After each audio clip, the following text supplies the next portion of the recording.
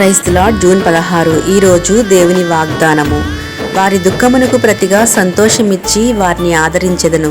విచారము కొట్టివేసి నేను వారికి ఆనందము కలుగజేతును గనుక కన్యకులను యవ్వనులను వృద్ధులను కూడి నాట్యమందు సంతోషించెదరు. ఇర్మియా 31వ అధ్యాయము 13వ వచనము. ఆమేన్. నిత్యమైన సంతోషము నీలోనే, నిజమైన ద్రాక్షవల్లి నీవే. నిత్యమైన సంతోషము నీలోనే, శాశ్వతమైనది ఎంతో మధురమైనది. నా పైన నీకున్న ప్రేమ ఎనలేని నీ ప్రేమ,